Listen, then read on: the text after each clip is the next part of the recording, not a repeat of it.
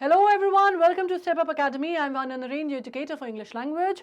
और जैसा कि आप देख रहे हैं, मेरे साथ साथ आ गए हैं ये प्यारे से क्यूट से गोलू मोलू से पैंडा जी। ये आ गए हैं हमसे मिलने और आज ये हमें किसी से मिलवाने वाले हैं। नहीं, आज ये कोई अपने भाई बहन से नहीं मिलवाने वाले। आज हमें ये बहुत ही प्यारी सी क्यूट सी लड़की से मिलवाने वाले हैं जिसका नाम है सुलेखा। सुलेखा सुलेखा सुलेखा, लेकिन उसका एक और बहुत क्यूट नाम है जिस पे पूरा चैप्टर बेस्ड है और यह है आपका चैप्टर नंबर 9। ऑफ कोर्स किताब जो है आपकी कौन सी है? सप्लीमेंट्री रीडर है आपकी, फुटप्रिंट विदाउट फीट। उसका चैप्टर नंबर 9 है भोली जी। तो भोली की कहानी आज हम आपको बताने वाले हैं। भोली कौन? भोली भोली भोली जैसा मैंने कहा, सुलेखा एक बहुत प्यारी सी लड़की जिसमें आप कह सकते हैं कि वो वाकई बहुत भोली भाली, सिंपलटन जिसको हम कहते हैं ना, बहुत ही सीधी सादी भोली भाली सी है। और उसकी कहानी है वो क्या होता है, किस तरह से उसकी लाइफ चलती है। अब उसके साथ क्या होता है, एक्चुअली छोटी सी रहती है वो, कुछ 9-10 महीने की, तो वो गिर जाती है पलंग से। ठीक है, गिर जाती है तो सर के बल गिरती है, उसको चोट लग जाती है। चोट लग जाती है तो उसका जो थोड़ा सा आप कह सकते हैं कि वो उतनी मेंटली उतनी शार्प नहीं है, राइट, थोड़ी सी डिम विटेड सी रह जाती है वो। और वहाँ पे फिर उसके फादर को किस तरह से उसकी शादी की बहुत चिंता रहती है। फिर एक आगे चल के उसकी शादी जो है वो मिडिल एज्ड मैन से उसके फादर फिक्स कर देते हैं और फिर वो कैसे उसके अगेंस्ट आवाज़ उठाती है, उसके ऊपर की कहानी है ये भोली। ठीक है, अब इसमें मैं आपको एक बता दूं कि जो उसके राइटर हैं, ऑथर हैं, ख्वाजा अहमद, है ना, ख्वाजा अब्बास अहमद। अगर आप इनका नाम सुने, बहुत सारे इनके नाम है, ख्वाजा अब्बास कहते हैं उनको हम। बेसिकली ये नाम अगर आपने कहीं सुना है, अगर आपको फिल्मों का शौक है, हालांकि आपकी जनरेशन की फिल्में नहीं, लेकिन अमिताभ बच्चन का नाम तो आपने सुना होगा, है ना। ख्वाजा अहमद का नहीं भी सुना तो अमिताभ बच्चन का नाम सबने सुना है। कहते हैं कि वो millennium, he is the superstar of the millennium. और उनकी डेब्यू जब हुई थी तो साथ हिंदुस्तानी करके एक फिल्म से हुई थी। ठीक है, तो ये जो कहानी आज आप पढ़ रहे हैं ना भोली, इसके जो राइटर हैं वो उस मूवी के स्क्रीन प्ले राइटर भी थे और डायरेक्टर भी थे। ठीक है, और उसके साथ उन्होंने आर के प्रोडक्शंस, मतलब राज कपूर, द ग्रेट राज कपूर के साथ बहुत सारा काम किया है। बहुत सारे स्क्रीन प्ले उनके लिखे हैं। मतलब अगर आप बात करते हैं श्री 420 की, आवारा का, बॉबी का या हिना का, बहुत सारी मूवीज़ के स्क्रीन प्ले जो हैं वो इन्होंने लिखे हैं। तो आपको एक चीज़ कहीं ना कहीं पता चल रही है कि स्क्रीन प्ले की जो पकड़ है वो बहुत स्ट्रॉन्ग होगी, है ना। जो स्टोरी है वो बड़ी बंधी हुई, कसी हुई कहानियाँ होती हैं। उसमें एक और चीज़ मैं आपको बता दूं कि इनकी कहानियों की एक जो विशेषता होती है वो ये कि एक तो लैंग्वेज पे बहुत पकड़ है, मतलब इंग्लिश, हिंदी, उर्दू, तीनों लैंग्वेजेस पे बहुत पकड़ है। ऑफ कोर्स राइटर हैं, मूवी डायरेक्टर हैं, स्क्रीन प्ले राइटर हैं, ऑथर हैं, बहुत सारी चीज़ें। He wears many hats and he wear them with panache. Panache मतलब किसी भी चीज़ को परफेक्शन से करना। अब इसमें एक और मैं आपको बात बता दूं, इस कहानी के माध्यम से ये सब चीज़ें मैं आपको इसलिए बता रही हूँ, आई पर्सनली बिलीव कि कोई भी जब ऑथर होता है, एक बार जब हमें उसका बैकग्राउंड समझ में आ जाता है, उसका दिमाग हम समझ लेते हैं, तो it becomes a little easy for us to understand कि आपकी स्टोरी का फ्लो कहाँ जा रहा है। ठीक है, अब जितनी भी मूवीज़ के मैंने नाम लिए, चाहे वो आर के प्रोडक्शंस की मूवी, जैसे हमने हिना की बात की, या हमने श्री 420 की बात की, आवारा की बात की, साथ हिंदुस्तानी की बात की, एक जो राइटिंग है, अंडरटोन आप देखेंगे तो आपको अंडरटोन मिलेगा कि किस तरह से कोई एक जो डिस्क्रिमिनेशन के अगेंस्ट कोई आदमी या कोई व्यक्ति खड़ा होता है, जो सोशल डिस्टिंक्शन है या सोशल डिस्क्रिमिनेशन है या क्लास बैरियर्स हैं या जेंडर बैरियर्स हैं, वो कहीं ना कहीं एक अंडरलाइंग टोन होती है ख्वाजा के वर्क्स में। ठीक है, आपको दिखाई देगा कि किस तरह एक आदमी जो है या कोई जो जो प्रोटैगनिस्ट है, चाहे वो आदमी हो, लड़की हो, इस केस में जैसे लड़की है, वो किस तरह से एक जो बना बनाया जो खांचा है, ढांचा है, उसके अगेंस्ट खड़े होकर रिवोल्ट करती है या एक तरह से अपनी बात जो है साबित होती है।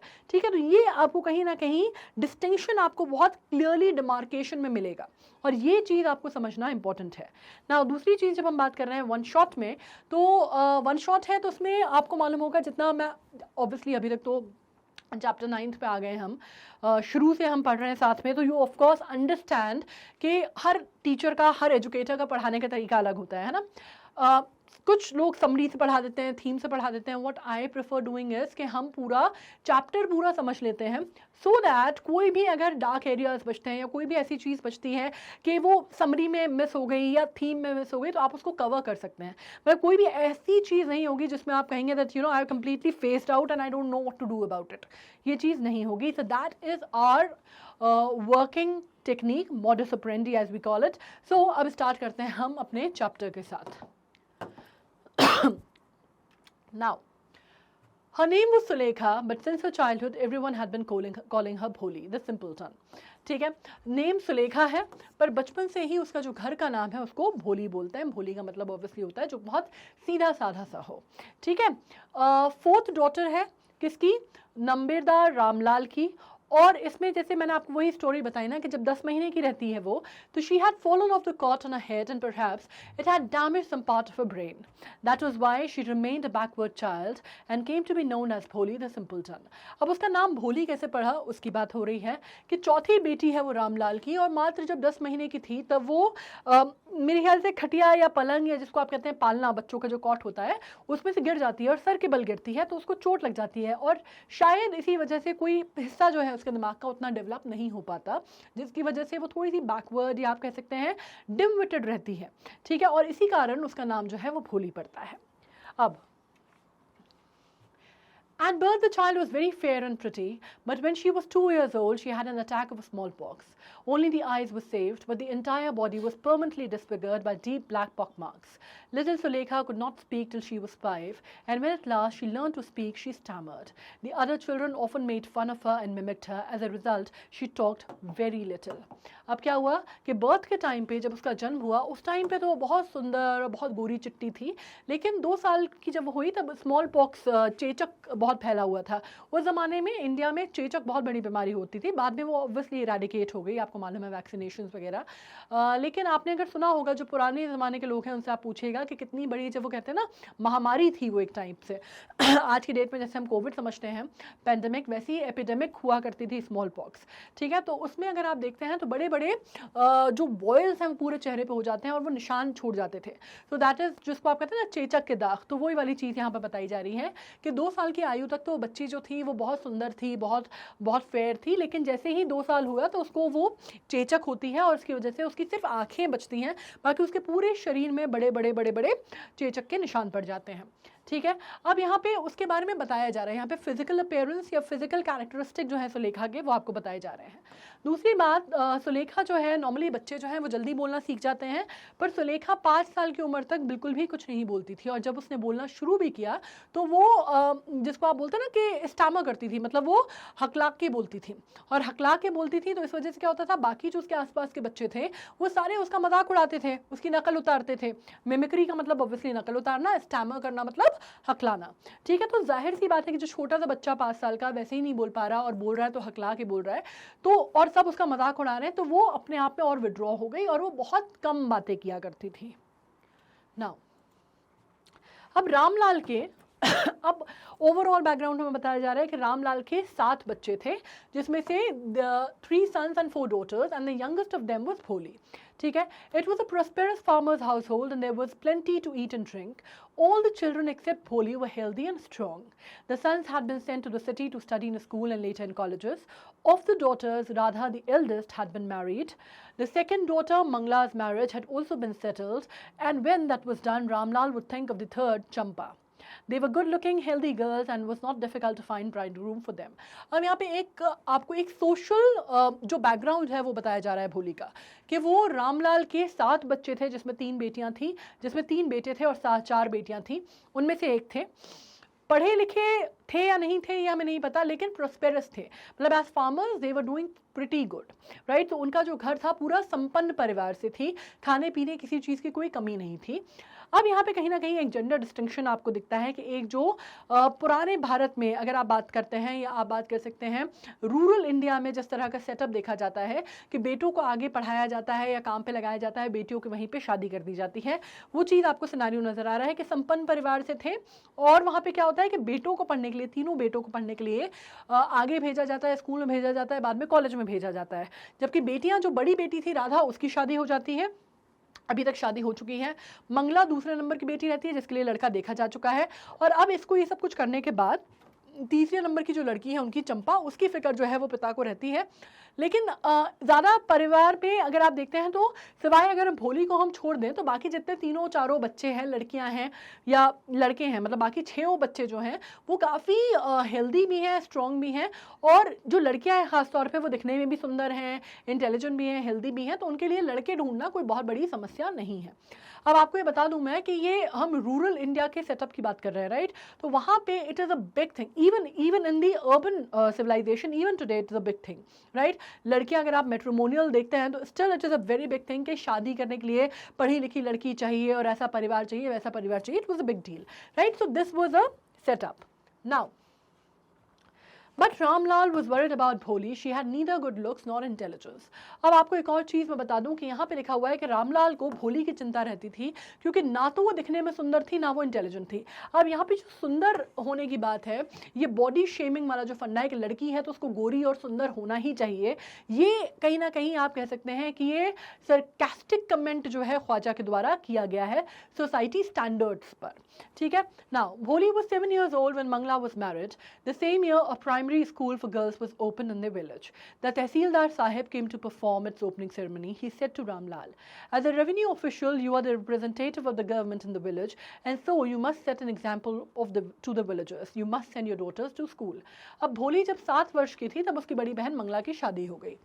उसी साल प्राथमिक जो शाला है, वो स्कूल जो है वो वहाँ पे खोला गया उनके गांव में. अब उसका इनॉग्रेशन करने क्या हुआ, तहसीलदार साहब खुद आए और तहसीलदार साहब ने रामलाल से कहा कि देखो, जैसे तुम एक तरह से राजस्व विभाग का प्रतिनिधित्व करते हो यहाँ पे, तो तुम्हें अब थोड़ा सा ये जो गांव वाले हैं इनके लिए थोड़ा सा एक वो करना चाहिए, तुम्हें एक एग्जाम्पल सेट करना चाहिए और तुम्हें अपनी बेटियों को पढ़ने भेजना चाहिए स्कूल में. That night when Ramlal consulted his wife, she cried, "Are you crazy? If girls go to school, who will marry them?" यहाँ पे देखिए, ठीक है. उस रात जब तहसीलदार साहब ने रामलाल से बात बोली तो रामलाल ने जाके अपनी रात में अपनी बीवी से बात की और उन्होंने कहा कि ऐसा ऐसा तहसीलदार साहब ने बोला है, सुझाव दिया है. तो उनकी बीवी जो थी वो कहती है कि तुम्हारा दिमाग खराब हो गया, सठिया गए हो तुम. अगर लड़कियां स्कूल जाएंगी तो इनसे ब्याह कौन करेगा? But Ramlal had not the courage to disobey the Tehsildar. At last his wife said, "I will tell you what to do. Send Bholi to school. As it is, there is little chance of her getting married with her ugly face and lack of sense. Let the teachers at school worry about her." अब लेकिन तहसीलदार साहब की बात जो था वो भी काटना मतलब रामलाल के लिए उतना संभव नहीं था. वो आगे पीछे हो रहा था, हिच हो रही थी कि तहसीलदार साहब ने बोला मैं मना कैसे कर दूं. तो उनकी बीवी जो है वो बीच का रास्ता निकालती है, कहती है काम करो, ठीक है, बाकी तो ठीक है, ये भोली जो है इसको भेज दो तुम स्कूल, तुम्हारी बात भी रह जाएगी, तहसीलदार साहब की बात भी रह जाएगी, इसको भेज देते हैं, वैसे भी इसका कुछ नहीं होना है, इसकी शक्ल सूरत तो देखी है तुमने, इतनी ख़राब सी दिखती है, इसका तो क्या ब्याह होना है, ना इसके अंदर दिमाग है. तो ये जो टीचरें हैं ना जो स्कूल में जो पढ़ाती हैं वो इसका ध्यान रखेंगी, या वो अब इनकी सरदर्दी है वो कैसे देख रही है. अब आप सोचिए कि ये माँ का कहना है, ठीक है. तो यू हैव टू अंडरस्टैंड जब हम कहते हैं that you know it is not just the rural patriarchy which has taken over, it is also the women, है ना. ये जो मेंटल रिजर्वेशन है, ये women also have the mental reservation about certain things कि लड़की has to look a certain way, अगर वो पढ़ लिख जाएगी तो उससे ब्याह कौन करेगा. ये एक मेंटालिटी जो है ख्वाजा ने आपको बताई है, ठीक है. Now The next day, Ramlal caught Bholi by the hand and said, "Come with me, I will take you to school." अब देखिए जैसे ये भोली जो है अब जा रही है कहाँ पे, अपने पापा के साथ, अपने बाबूजी के साथ school. Bholi was frightened. She did not know what a school was like. She remembered how a few days ago the old cow Lakshmi had been turned out of the house and sold. अब उसको भोली को जब उसके पिताजी ने कहा कि चलो मैं तुम्हें स्कूल लेके जाता हूँ हाथ पकड़ के, तो भोली ने कभी अपने जीवन में उसने स्कूल पाठशाला इस तरह की कोई चीज़ देखी नहीं थी. उसको पता ही नहीं कि क्या हुआ, तो वो घबरा गई एकदम. उसको लगा कि मुझे हाथ पकड़ के बाहर ले जा रहे हैं. कुछ दिनों पहले जो उनके घर में एक गाय थी उसको भी ऐसे ही हाथ से पकड़ के ऐसे ही उसको भी पकड़ के बाहर ले गए थे और फिर उसको बाहर ले जाके बेच दिया था. तो वो उसके दिमाग में, आप ये सोचिए कि एक बच्ची को अपने आप को वो किससे कंपेयर कर रही है, गाय से, ठीक है. तो आप उसके मेंटल एक वो देखिए कि उसके दिमाग में कितनी जद्दोजहद वाली स्थिति चल रही है. Now what happens, no no no no no no no, she shouted in terror and pulled her hand away from her father's grip. और जैसे ही उसके फादर ने कहा कि चलो तुम्हें स्कूल लेके चलते हैं, तो उसने कहा नहीं नहीं नहीं नहीं नहीं, मुझे नहीं जाना करके वो पीछे भागती है अपने फादर से अपने हाथ छुड़वा के.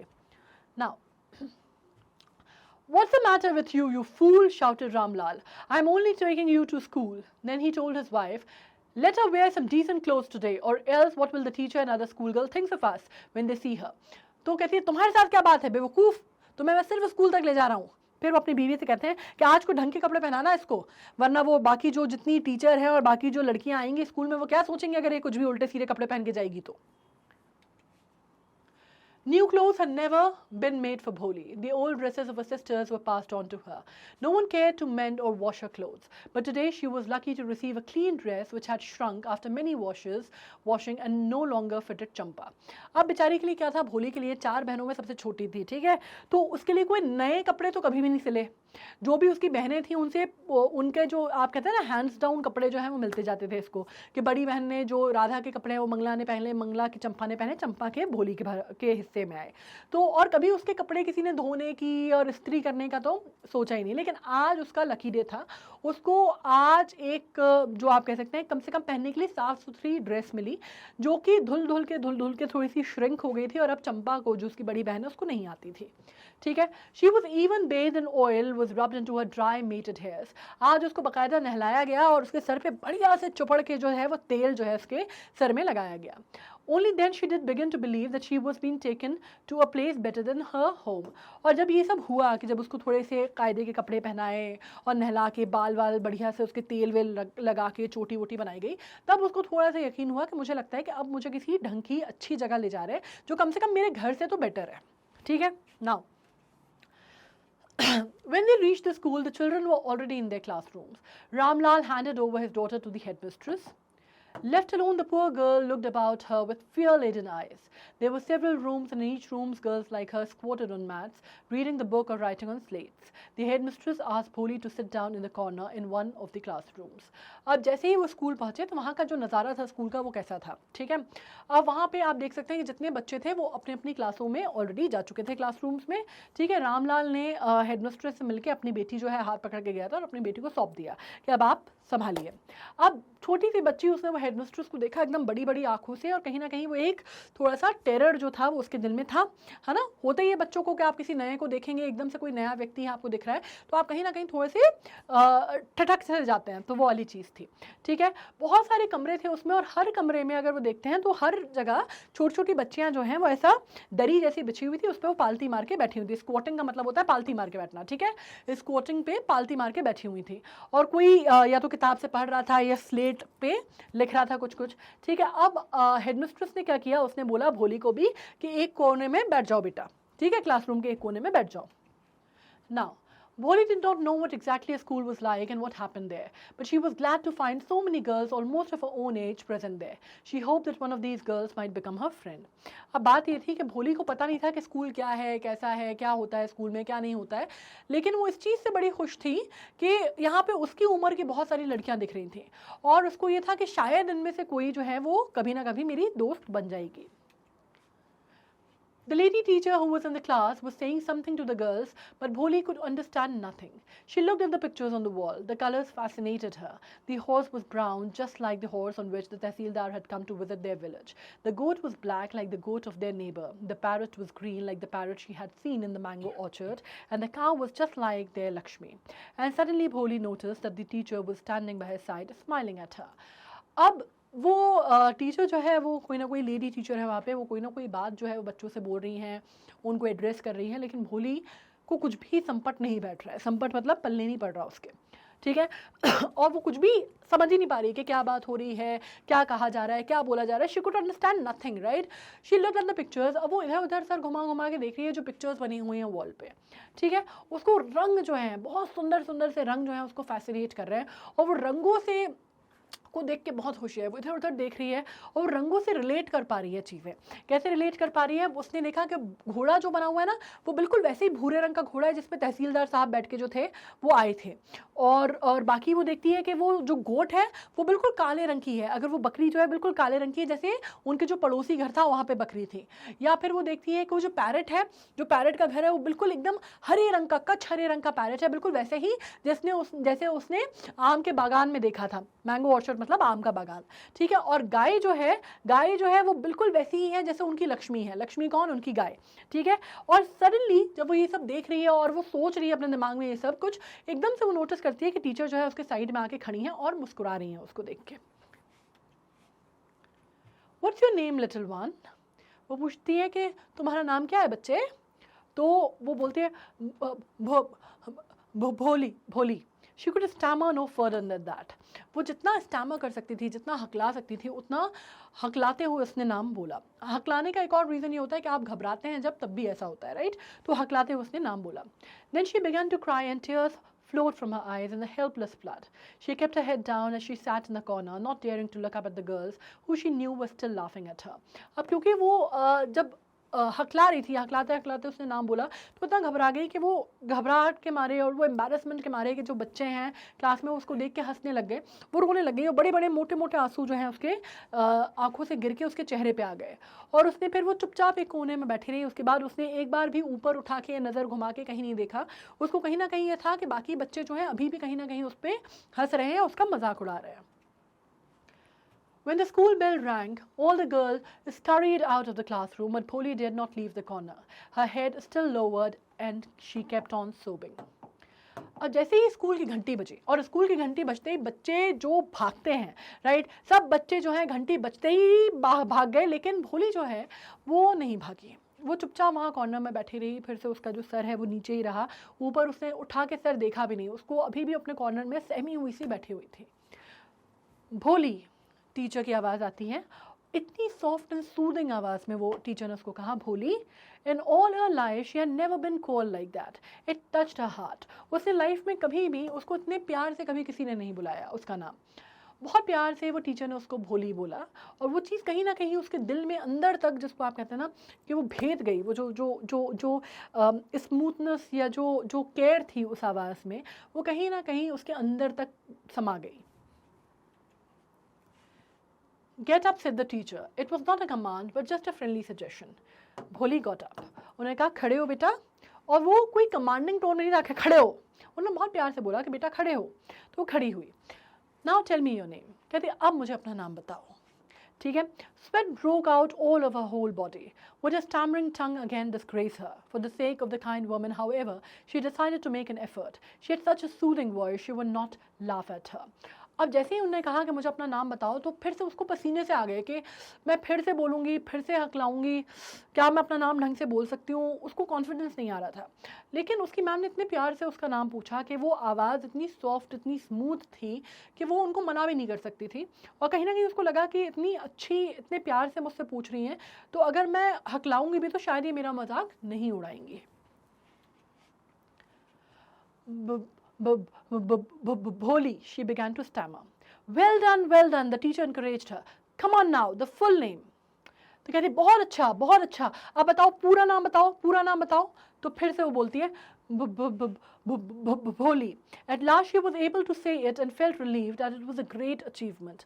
लास्ट में वो अपना पूरा नाम बोल पाती है। यहाँ पे वो भो बोल के रुक जाती है। ठीक है, उसने अपना पूरा नाम बताया, और वो नाम बताना ही, भले ही वो हकलाते हुए बताया उसने, बट वो नाम अपने आप में बताना ही उसको ऐसा लगा कि मैंने बहुत कोई बड़ी उपलब्धि है, या मैंने कोई बहुत बड़ी चीज़ हासिल कर ली है। ठीक है। Well done, the teacher patted her affectionately and said, put the fear out of your heart and you will be able to speak like everyone else. Bholi looked up and as if to ask, really? और teacher ने कहा बहुत अच्छा, बहुत अच्छा, अब तुम ये जो बेटा डर है ना तुम्हारे अंदर का, जो तुम घबरा रहे हो, इसको बस निकाल दो अपने अंदर से। जब वो डर निकल जाएगा तो तुम बाकी बच्चों जैसे तुम भी वैसे ही बोलने लगोगे। अब भोली को अंदर से ऐसा लगा कि मैं पूछे वो उससे, लेकिन वो ऑलमोस्ट वहाँ पे आई कि क्या मैं पूछूं, क्या मैं बताऊं। और उन्होंने कहा सच में, मतलब वो पूछना चाहती थी पर उसने पूछा नहीं। ठीक है ना।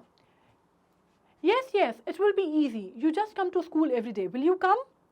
तो कहते हाँ हाँ बिल्कुल हो जाएगा, बस तुम्हें रोज अब रेगुलरली स्कूल आना है, आओगे? तो भोली ने अपना सर जो है हाँ में हिलाया। ठीक है। नो से इट अलाउड। तो वो कहती नहीं, सर हिलाने से काम नहीं चलेगा, मुंह से बोलो। तो अब भोली ने बोला yes and Bholi herself was astonished that she had been able to say it. और उसने जब yes बोला तो कहीं ना कहीं वो भोली खुद भी अपने आप में बहुत ज़्यादा एस्टॉनिश हो गई कि उसने एक्चुअली वो पूरा yes जो है उसने बोला, राइट, वो बोल पाई उसको, वो ये करके अटके ख़त्म नहीं किया उसने। Didn't I tell you? Now take this book. कहती मैंने कहा था ना कि हो जाएगा। फिर वो टीचर ने उसको बुक दी कि ये बुक रख लो। Now The book was full of nice pictures and the pictures were in color. Dog, cat, goat, horse, parrot, tiger and a cow, just like Lakshmi. And with every picture was a word in big black letters. और फिर वो जो teacher ने जो किताब दी थी उसमें बहुत सारे अलग अलग रंग बिरंगे जो पिक्चर्स थी और हर कलर की थी और बहुत सारी चीज़ें थी उसमें. डॉग था, कैट था, हॉर्स, पैरेट, टाइगर और काऊ बिल्कुल उनकी लक्ष्मी जैसी. ठीक है. और हर पिक्चर में कोई ना कोई आप कह सकते हैं वर्ड लिखा हुआ था बिग ब्लैक लेटर्स में.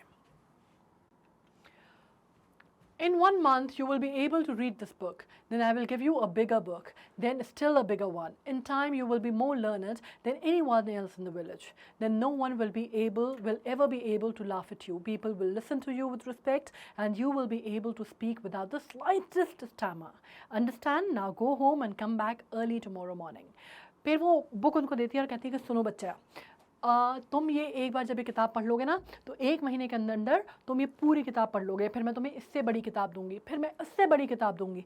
फिर एक दिन ऐसा आएगा जब तुम इस गांव में सबसे अच्छा पढ़ने लिखने वाले बन जाओगे. ठीक है.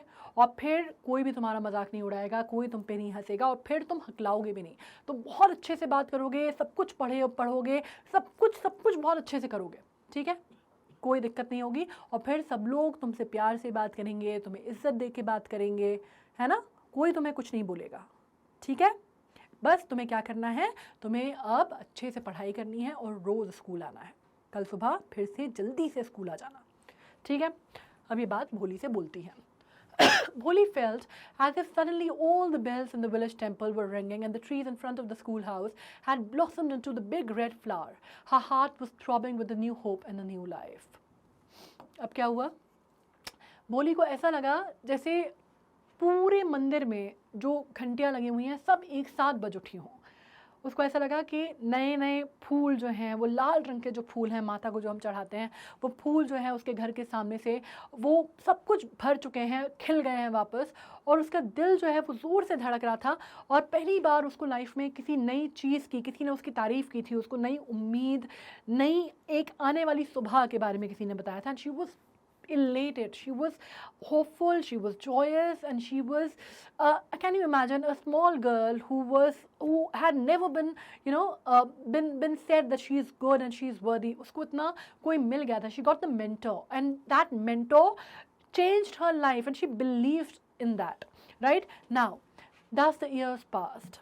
अब पता चला कि बहुत साल बीत गए. ठीक है. The village became a small town. The little primary school became a high school. There were now a cinema under a tin shade and cotton ginning mill.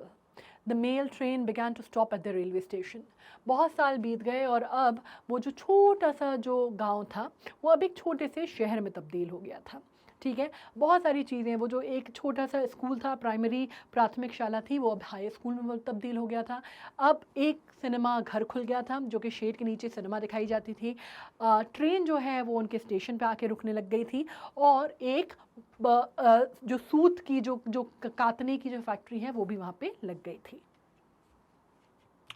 One night after dinner, Ramlal said to his wife, "Then shall I accept Bishambar's proposal?" अब खाने के बाद एक रात रामलाल ने अपनी पत्नी से कहा, तो फिर क्या करें, वो बिशंबर का जो प्रपोज़ल आया है, वो बिशंबर ने जो भेजा है उसको जो बोला है उसको मान लें, फिर हाँ बोल दें क्या रिश्ते के लिए. Yes, certainly, his wife said. Bholi will be lucky to get such a well-to-do bridegroom, a big shop, a house of his own, and here several thousand in the bank. Moreover, he is not asking for any dowry. तो उसकी बीवी बोलती है, हाँ हाँ बिल्कुल, और क्या, भोली की तो किस्मत खुल जाएगी. इतना अच्छा लड़का, इतना अच्छा घर परिवार, अपना खुद का घर, एक बड़ी सी दुकान, और कितना तो उसके बैंक अकाउंट में कितना पैसा है. मैंने सुना है कि उसके खाते में बहुत पैसा जमा है. और दूसरी बात, सबसे बड़ी बात, वो हमसे कोई दहेज नहीं मांग रहा. तो बिल्कुल हाँ बोल दो तुम तो. अब that's right, but he's not so young, almost the same age as I am, and he's also limbs. Moreover, the children from his first wife are quite grown up. तो कहते हैं हाँ, पर वो बाकी सब तो ठीक है, लेकिन उम्र भी तो देखो ना, उम्र में कोई छोटा नहीं है, तकरीबन जितनी मेरी उम्र है उतनी उम्र है, और थोड़ा सा वो भी चलता है, थोड़ा सा लिम्प भी करता है, थोड़ा सा चलते टाइम भी उसका जो पैर है वो अपने आप में उतने सही नहीं पड़ते हैं, और दूसरा उसकी जो पहली शादी से जो उसके बच्चे हैं वो भी तो बहुत बड़े बड़े हैं. So what does it matter? His wife replied, 45 or 50, it is no great age for a man. We are lucky that he is from another village and does not know about her pockmarks and her lack of sense. If we don't accept this proposal, she may remain unmarried all her life. तो कहते तो क्या फ़र्क पड़ता है? 45-50 साल से कोई फ़र्क नहीं पड़ता, आदमियों की कोई उम्र नहीं देखता। और ये मानो, शुक्र मनाओ कि वो किसी और गांव से है, तो उसको पता नहीं है कि इसको चेचक के दाग हैं या इसका दिमाग जो है इतना कम चलता है। वरना अपने गाँव में, अपनी बिरादरी में, अपने गाँव देहात में तो कोई इससे ब्याह भी नहीं करेगा। जीवन भर ऐसे ही बैठा के रखना है क्या लड़की को? Yes, but I wonder what Bholi will say. What will the witless one say? She's dumb cow. तो कहती पर मुझे लगता है भोली क्या बोलेगी। तो कहती वो क्या बोलेगी? उसमें कोई दिमाग है बात करने का कि उससे कुछ पूछो या उसको बोले कुछ? वो कुछ नहीं बोलेगी, ना उससे कुछ पूछना है। तो उसकी जो रामलाल कहता है, हो सकता है तुम जो कह रही हो वो सही है, may be you are right. In other corner of the courtyard, Bholi lay awake on the cot listening to her parents whispered conversation. अब दूसरे आंगन के दूसरे सिरे पे आप कह सकते हैं कि भोली जो है वो अपने पलंग में, जिसको आप बोलते हैं मंजी डली हुई है, उस पर लेटी हुई है और वो कहीं ना कहीं उसको, जो उसके माँ बाप जो ये आपस में चर्चा कर रहे हैं उसके बारे में, कहीं ना कहीं वो सुन रही है, समझ रही है। Bishambar Nath was a well-to-do grocer. He came with a big party of friends in relation with him for the wedding. A brass band playing a popular tune from an Indian film headed the procession, with the bridegroom riding the decorated horse. Ramlal was overjoyed to see such pomp and splendor. He had never dreamt that his fourth daughter would have such a grand wedding. Bholi's elder sisters, who had come for the occasion, were envious of her luck. अब बिशंबर नाथ जो है वो एक अच्छा खासा आप कह सकते हैं कि परचून की दुकान जो है चलाता था, ठीक है, ग्रॉसर था। ग्रॉसर मतलब परचून की दुकान, मतलब किराने की दुकान वगैरह जो चलाता था, लेकिन अच्छी खासी उसकी बड़ी दुकान थी। और वो बहुत अपने दोस्तों के साथ और बैंड बाजे और गाजे के साथ वो बारात लेके आया था। और वहाँ पे बढ़िया सा, जिसको आप कहते हैं ना, एक बहुत ही हिंदी फिल्म का मशहूर गाना जो है वहाँ पे बारात में चल रहा था, लोग जो हैं वो नागिन डांस कर रहे थे, सब कुछ हो रहा था, ठीक है। और वो आता है और बड़े से बड़े सजे धजे से घोड़ी पे वो सवार जो है बिशंबर नाथ जो है वो आता है। अब रामलाल जो ये सब है देख के पिताजी जो है उसके वो अचंभित हैं, क्योंकि वो तो सोच ही नहीं सकते थे। उनके हिसाब से तो भोली जो थी ना उसमें दिमाग था, ना वो शक्ल थी, ना सूरत था, ना दिमाग था, तो उसकी शादी ऐसी हो सकती है। तो उन्होंने कभी अपने वाइल्डेस्ट ऑफ इमेजिनेशन में भी उन्होंने सोचा ही नहीं था कि ऐसा भी हो सकता है, ठीक है। तो बहुत ज़्यादा ओवरजॉयड हैं। और भोली की जो बड़ी बहनें हैं वो भी आई हुई हैं और उनकी शादी भी ऐसी नहीं है, मतलब उनको भी कहीं ना कहीं वो सब देख के कि इसकी किस्मत, बताओ भोली की किस्मत इतनी अच्छी है, देख के कहीं ना कहीं वो सेंस ऑफ जो एनवी है, जिसको आप बोलते हैं ना, जलन जो है वो हो रही थी। एनवीएस मतलब sense of envy. When the auspicious moment came, the priest said, "Bring the bride." जैसे ही फेरों का मंडप में जाने का समय हुआ तो पंडित जी ने बोला कि दुल्हन को बुलाइए। Bholi, clad in the red silken bridal dress, was led to the bride's place near the sacred fire.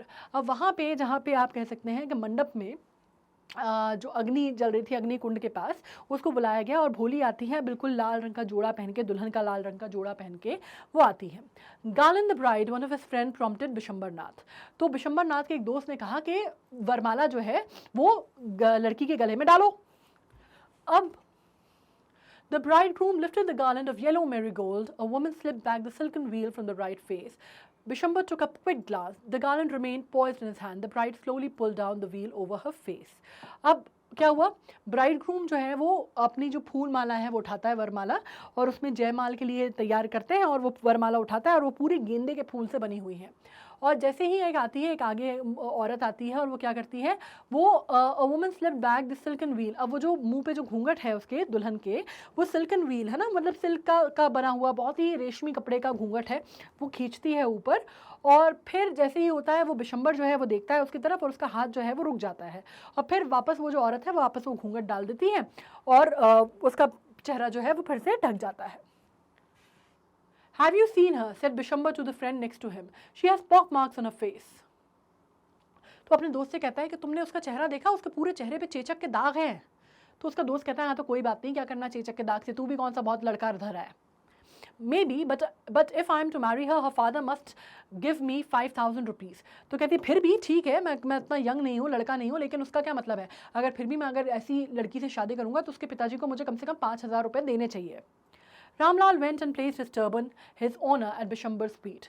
Do not humiliate me so. Take 2,000 rupees. अब वहाँ पे क्या होता है कि रामलाल क्या करता है, अपना जो पगड़ी है, मतलब पगड़ी उतार के रखना, मतलब आप अपनी पूरा ऑनर, अपना सब कुछ जो है वो आप, you are just trying to सब कुछ आप अपना जो है वो कर दे रहे हैं, मतलब you are just giving up everything, every honour that you have, right. बहुत बड़ी बात मानी जाती है पगड़ी उतारना। तो उसके पिताजी जो है वो अपनी पगड़ी उतार के उसके पैरों पे रखते हैं और कहते हैं हमें इस तरह से पूरे उसमें सरेआम बेइज्जत मत कीजिए, और आप जो है हम 5,000 का इंतजाम कहाँ से करेंगे, आप 2,000 रुपये हमसे ले लीजिए। नो 5,000 और we go back, keep your daughter. तो कहते नहीं 5,000 है, वरना हम वापस जा रहे हैं, अपनी बेटी रखो अपने पास। Be a little considerate please. If you go back, I can never show my face in the village. तो कहते कुछ तो सोचिए साहब, अगर आप ऐसे चले जाएंगे बिना लड़की लिए तो मैं अपना मुंह कहीं पे भी नहीं दिखा पाऊंगा पूरे गांव भर में, बिरादरी भर में। Then out with 5,000. तो कहते फिर 5,000 रुपये निकालिए। Tears are streaming down his face. Ramlal went in, opened the safe and counted out the notes. He placed the bundle at the bridegroom's face. Ramlal अंदर जाते हैं, अपना जो तिजोरी है उसको खोलते हैं और जो नोट की गड्डी है वो निकालते हैं, गिनते हैं, और जितने भी होते हैं वो पैसे वो ले जाके उनके पैरों में रख देते हैं। On Bishambar's greedy face appeared a triumphant smile. He had gambled and won. Give me the garland, he announced. अब जब वो पैसे रख देते हैं पैरों में तो कहीं ना कहीं वो बिशंबर का जो चेहरा है वो खिल होता है, तब उसको लगता है कि देखा मैंने बोला था और मैंने निकलवा लिए इससे पैसे, ठीक है। अब वो कहता है कि हाँ लाओ वरमाला लाओ अब। तो once again the wheel was slipped back from the bride's face, but this time her eyes were not downcast. She was looking up, looking straight at the prospective husband, and in her eyes there was neither anger nor hate, only cold contempt. पर इस समय फिर से वो जो लड़की है उसके सर का जो आप कह सकते हैं घूंघट है उसको सरकाया जाता है, पर इस टाइम पे वो नीचे नहीं देख रही। पिछली बार वो नीचे देख रही थी नज़र झुका के, इस बार वो नीचे नहीं देख रही, इस बार वो आँख से आँख मिला के देख रही है उसके, और उसके चेहरे में एक अजीब से भाव है, ना वो गुस्से के हैं ना वो नफ़रत के हैं, वो सिर्फ एक कंटेम्प्ट, मतलब कि तुम कितने एक जो होती है जिसको आप कहते हैं कंटेम्प्ट इन द सेंस कि आपको लग रहा है कि कितने गिरे हुए आदमी हो तुम, ये वाली जो फीलिंग है ये उसके चेहरे में दिख रही है। Bishambar raised the garland to place it around the bride's neck, but before he could do so, Bholi's hand stuck out like a streak of lightning and the garland was flung into the fire. She got up and threw away the wheel. Bishambar ने अपने हाथ उठाए और जैसे ही वो वरमाला जो है वो उसके गले में डालने को हुआ तो भोली ने उसका हाथ उठाया और उसने उसको पकड़ा, जैसे बिल्कुल जैसे आप कहते हैं बिजली की तरह उसका हाथ जो उसके रिफ्लेक्सेस ने काम किया, और उसका हाथ पकड़ा और वो जो माला लेके उसने मंडप में जो जलती हुई जो अग्नि थी उसमें फेंक दी, और फिर उसने अपने उतार के उसने अपना घूंघट जो है जो उसकी जो ओढ़नी है वो भी फेंक दी। Pitaji, said Bholi in clear loud voice, and her father, mother, sisters, brother, relation and neighbors were startled to hear her speak without even the slightest stammer. और पिताजी उसने बहुत गुस्से से बोला, और उसने इतनी तेज़ और इतने गुस्से में बोला कि उसके अड़ोस पड़ोस वाले, घर वाले, पिताजी, माँ, बहनें, भाई, कोई नहीं समझ पाया कि उसने बिना हकलाए बिना कुछ बोले इतनी तेज़ और इतनी साफ आवाज़ में कैसे बात की। उसने कहा पिताजी take your money, I am not going to marry this man. कहती आप अपने पैसे वापस लीजिए, मैं इस आदमी से शादी नहीं करूंगी। Ramlal was thunderstruck. The guests began to whisper, so shameless, so ugly and so shameless. Ramlal को समझ ही नहीं आया कि हुआ क्या, और आसपास के जितने बिरादरी के लोग जमा थे, शादी में जो लोग आए थे, वो खुसफुसाने लगे, सब आपस में कहने लगे हाय बताओ लड़की ने ऐसा करा, लड़की ने ऐसा बोल दिया, बताओ इसमें तो कोई शर्म हया नहीं है लड़की में, एक तो दिखने में अच्छी नहीं, ऊपर से इसमें इस तरह के इसके वो हैं तेवर हैं। Bholi, are you crazy? shouted Ramlal. You want to disgrace your family? Have some regard for our इज्जत। तो कहती है भोली क्या तुम पागल हो गई हो, तुम हमारे परिवार को बदनाम करना चाहती हो, हमारे लिए कुछ हमारी इज्जत का ख्याल तुम्हें है या नहीं है। For the sake of your izzat, said Bholi, I was willing to marry this lame old man, but I will not have such a man, greedy and contemptible, coward as my husband. I won't, I won't, I won't. तो कहती है आपके परिवार के और आपकी इज्जत के लिए ही मैं इस बूढ़े आदमी से भी शादी करने को तैयार हो गई थी, लेकिन मैं किसी भी ऐसे आदमी से जो कि इतना लालची है, जिसमें कोई शर्म हया नहीं है, जिसमें किसी भी प्रकार का किसी बड़े छोटे का कोई लिहाज नहीं है, जो किसी को सरेआम बदनाम कर सकता है, मैं ऐसे आदमी से कभी कभी कभी शादी नहीं करूंगी। What a shameless girl. We all thought she was a harmless dumb cow. Bholi turned violently on the old woman. Yes, auntie, you are right. You all thought I was a dumb driven cow. That's why you wanted to hand me over to this heartless creature. But now the dumb cow, the stammering fool is speaking. Do you want to hear more? तो एक aunty जो थी पीछे पलट के बोलती हैं कि हाय हाय कितनी बेशरम सी लड़की है, हम तो हमेशा से सोचते थे ये तो बिल्कुल गऊ है, गऊ। Bholi turned violent. उसको बहुत ज़्यादा गुस्सा आ जाता है, पलट के वो बोलती है हाँ चाची सही बोल रही हो, आज तक तुम लोगों ने मुझे गाय ही तो समझा है, उसके अलावा समझा भी क्या है। और तुम इसी वजह से मुझे इस आदमी को मुझे सौंपना चाहते थे और तुम्हें लग भी नहीं रहा था, है ना। तुम्हारा कोई मन नहीं किया, तुम्हारा मन नहीं कचोटा ये काम करते समय। और अब जब मैं बोलने लग गई हूँ, अब मैं जब कहने लग गई हूँ तो सबको बहुत तकलीफ हो रही है, सबको बहुत बुरा लग रहा है। पर अब मैं कोई ऐसी गऊ नहीं हूँ और ना मैं हकलाती हूँ, है ना। अब अगर जो मैं है, अब मैं अपनी बात साफ साफ बोल रही हूँ और सुनना चाहती हो। Bishambar Nath, the grocer, started to go back with his party. The confused bandsmen thought this was the end of the ceremony and stuck up the closing song. अब ये हुआ कि बिशंबर नाथ जो है, जो ग्रोसर है, वो उठ के जाने लगा, अपने दोस्तों को, बारातियों को, सबको समेट के वापस जाने लगा। अब जो बैंड वाले थे, जो बजा रहे थे, जो पूरी वो ट्यून व्यून बजा रहे थे, उनको समझ में नहीं आया कि हो क्या रहा है, मतलब हम गाना बजाएं नहीं बजाएं, क्या करें। तो फाइनली वो विदाई का गाना बजा देते हैं, ठीक है। Ramlal stood rooted to the ground, his head bowed low with the weight of grief and shame. Ramlal जो है वहाँ पे खड़ा हुआ है, अपना सर झुकाए, और वो उनमें शर्म थी, उनके अंदर उनका लाज, शर्म, बिरादरी, समाज, सब कुछ का बोझ जैसे उनके सर पे है, और वो सर नीचे झुका के उसके पिताजी खड़े हैं। The flames of the sacred fire slowly died down. Everyone was gone. Ramlal turned to Bholi and said, "But what about you? No one will ever marry you now. What shall we do with you?" अब वो क्या होता है, अब धीरे धीरे वो जो अग्नि कुंड की जो अग्नि है मंडप में, वो भी धीरे धीरे बुझ जाती है। रामलाल जो है वो अपनी बेटी की तरफ मुड़ते हैं और भोली से कहते हैं कि पर अब तूने सोचा है तेरा क्या होगा? तेरे से कोई ब्याह नहीं करेगा अब, और तुझे क्या लगता है हम क्या करें तेरा फिर? अब जीवन भर ऐसी रहेगी तू। And Sulekha said in the voice.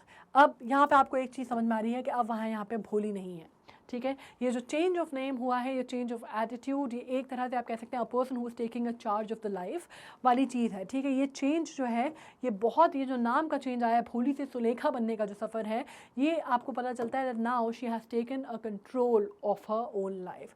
Seat in voice at a calm and study. Don't you worry, Pitaji. In your old age, I will serve you, and mother, I will teach in the same school where I learned so much. Isn't that right, ma'am? तो वो पिताजी की तरफ पलटती है और कहती है, पिताजी आप चिंता मत करिए, मैं आपके बुढ़ापे में आपका सहारा बनूंगी। और अपनी माँ से बोलती है कि माँ मेरी चिंता करने की ज़रूरत नहीं है, मैं उसी स्कूल में जाके, वहीं पाठशाला में जाके बच्चों को पढ़ाऊँगी जहाँ से मैंने इतना सब कुछ सीखा है ना मैडम? उसकी मैडम से बोलती है। The teacher had all along stood in the corner watching the drama. वो जो टीचर थी जिन्होंने उसके जीवन की दिशा बदली थी, वो एक कोने में बैठ के खड़े होकर ये सब कुछ देख रही थी। उन्होंने कहा, हाँ भोली बिल्कुल। She replied, and in her smiling eyes was a light of deep satisfaction that an artist feels when contemplating the completion of a masterpiece. और कहीं ना कहीं उस टीचर की आंखों में, बाकी उसके पिताजी की, उसकी माँ की, सबके आंखों में एक शर्मिंदगी थी, बिरादरी को लेकर डर था, लेकिन उसकी टीचर की आंखों में एक खुशी थी, एक सेंस ऑफ प्राइड था, जो कि एक आर्टिस्ट की आंखों में होता है जब वो अपने मास्टरपीस, जिस पे वो सालों से मेहनत कर रहा है, जब वो बना के तैयार करता है। तो वही खुशी, वही प्राइड, वही जिसको आप कहते हैं वो एक गर्व की जो फीलिंग थी, वो उसकी टीचर की आंखों में थी कि ये this is the student that I made, right. तो ये चीज़ यहाँ पे ख़त्म होती है। अबाउट द ऑथर, जैसे मैंने आपको बोल ही दिया था कि ख्वाजा अहमद अब्बास के बारे में हम बहुत कुछ जानते हैं। ख्वाजा अहमद के बारे में मैं आपको ऑलरेडी बहुत कुछ बता चुकी हूँ। 7 जून को पानीपत में उनका जन्म हुआ। उनको के अब्बास के नाम से ज़्यादा जाना जाता है, या नॉर्मली ख्वाजा के नाम से या अब्बास के नाम से उनको पहचाना जाता है, ठीक है। उनके काफ़ी लोग जो हैं वो ख्वाजा के नाम से उनको को संबोधित करते हैं, काफ़ी लोग उनको अब्बास के नाम से करते हैं, आप दोनों ही बोल सकते हैं। इंडियन फिल्म डायरेक्टर हैं, स्क्रीन राइटर हैं, नॉवलिस्ट हैं, जर्नलिस्ट हैं, जो हिंदी, इंग्लिश और उर्दू तीनों भाषा पे बहुत बेहतरीन कमांड रखते हैं।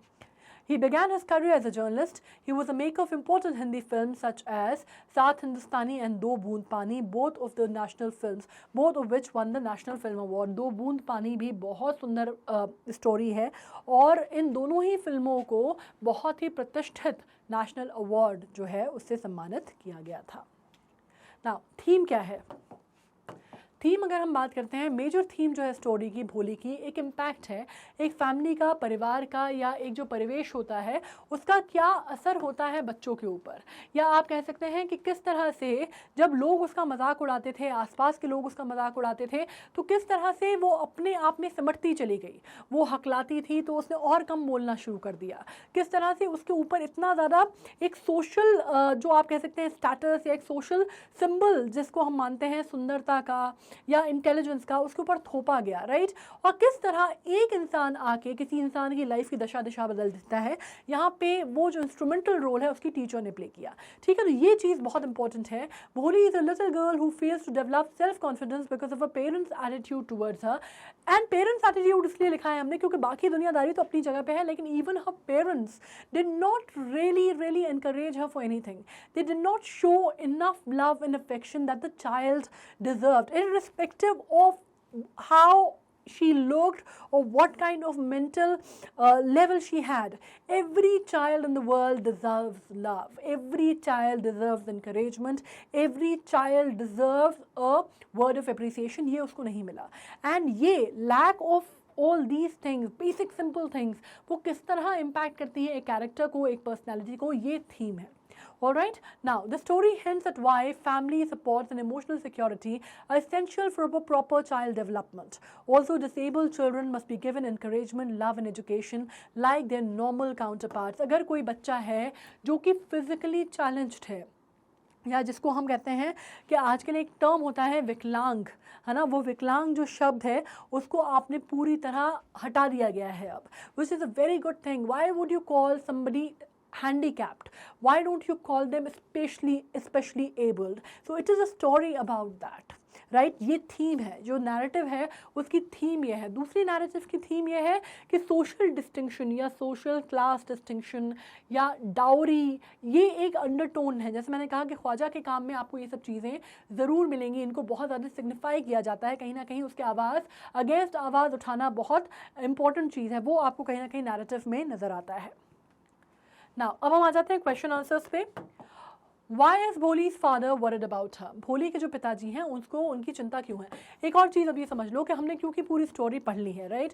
सो we really don't have to worry about कि हम क्या चीज़ बोल रहे हैं। ऑफकोर्स लॉन्ग आंसर है तो हमें उसको किस तरह लिखना है, छोटा आंसर होगा तो हमें उसमें से क्या चीज़ें माइनस करनी है, क्या चीज़ें हटानी है, ये सब कुछ हमारा डिसीजन है ना। ये हम कुछ अपनी तरह से कर सकते हैं, लिख सकते हैं। उनको लिखना कैसे है ये मैं आपको बता रही हूँ।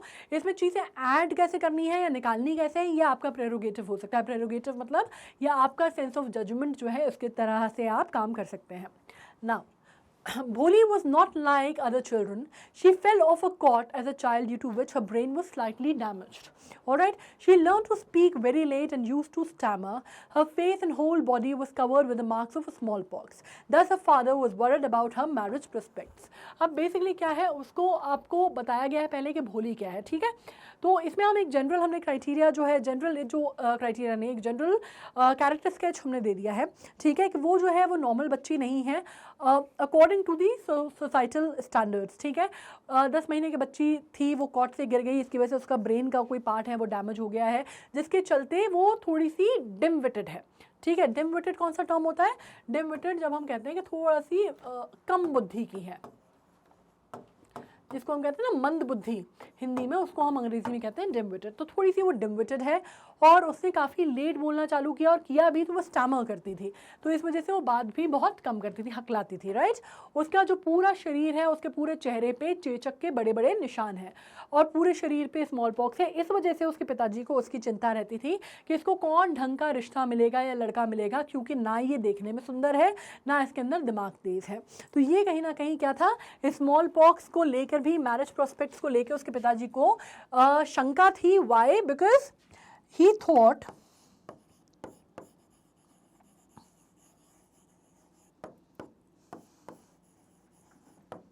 that Bholi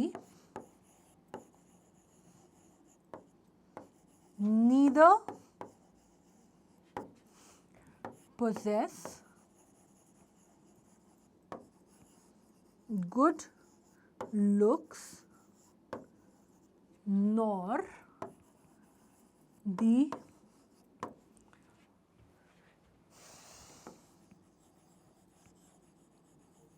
required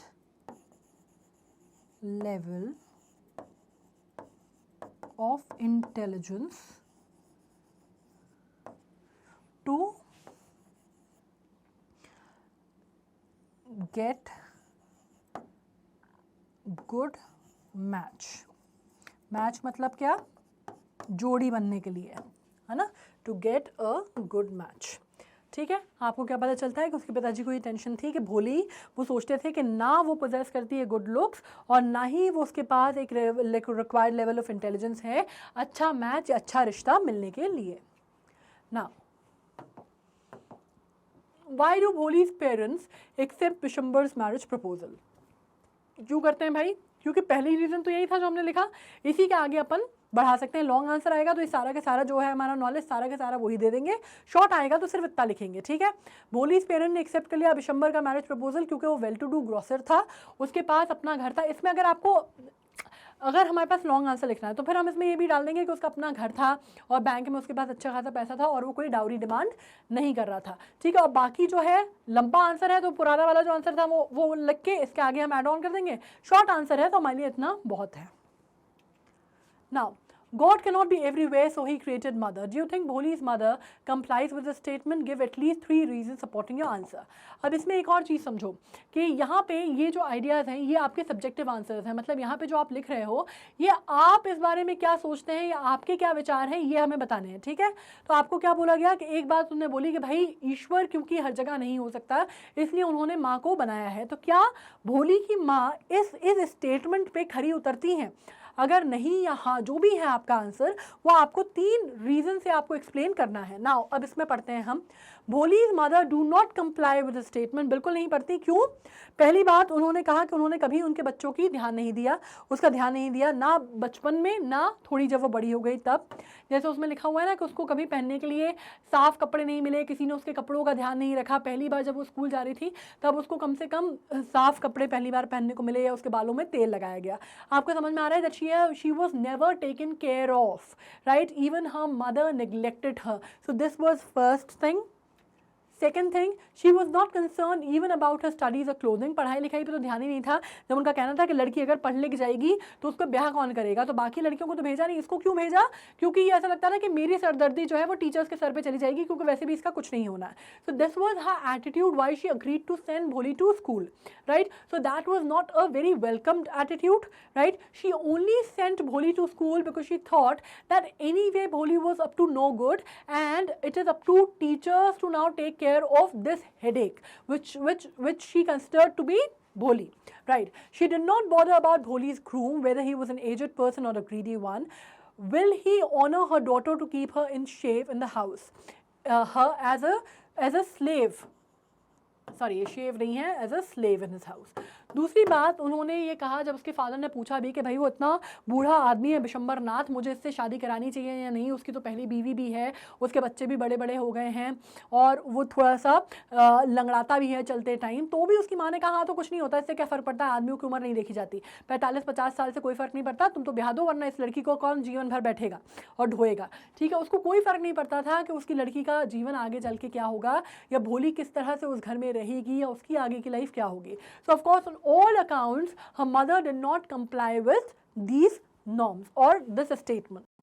What actions did Bholi take to stop her marriage with Bishambar? भोली ने क्या एक्शन लिया अपनी शादी बिशंबर नाथ से रोकने के लिए?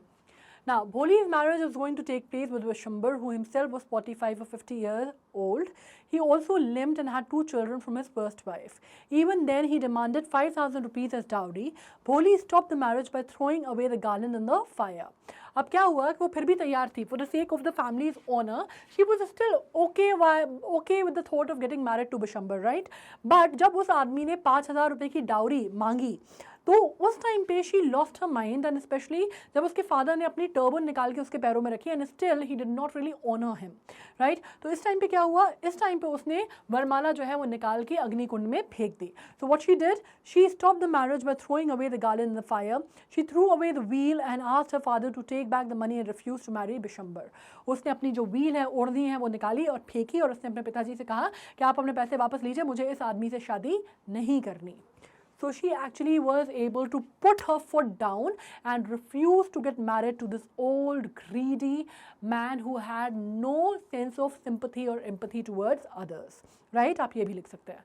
अब on this note we have come to an end of a very interesting chapter. Interesting as in कि एक थोड़ा सा आप कह सकते हैं कि सेंस ऑफ अवेकनिंग वाला चैप्टर था, right. It is about the story of a girl जो कि कहाँ से आती है और एजुकेशन उसको कितना सक्षम बनाती है, या एक इंसान कितना पिवटल रोल उसकी लाइफ में प्ले करता है and make her so confident that she is able to take this decision. वो लड़की जो अपना नाम भी ढंग से नहीं बोल पाती थी बिना हकलाए, आज वो अपनी लाइफ का इतना बड़ा डिसीजन लिया. And that journey from Bholi to Sulekha is very very instrumental, right. So ये है, आपको आई एम श्योर आपको अच्छा लगा होगा. बाकी जो क्वेश्चंस हैं, ऑफकोर्स बहुत सारे क्वेश्चंस हैं, क्योंकि हमने स्टोरी पढ़ लिया, as I am saying again and again, आपको क्वेश्चंस में मार्क डाउन करने में कोई दिक्कत नहीं आएगी. और राइट, बाकी ऑब्वियसली जो है हम जब सैम्पल पेपर्स वगैरह डिस्कस करेंगे तो we'll discuss all that out. अभी अगर कोई दिक्कत लग रही है तो please write it down, I am always there to help you out with it. Step Up Academy को अभी तक सब्सक्राइब कर ही चुके हो तो I am sure you are done with that, तो उसमें कोई दिक्कत नहीं है. मेरे साथ अब बाय बाय कर रहे हैं ये हमारे क्यूट से प्यारे से panda, and he has come and he always comes running right like this to say bye bye. So take care of yourselves, be good, study hard, examination time is on, so be good.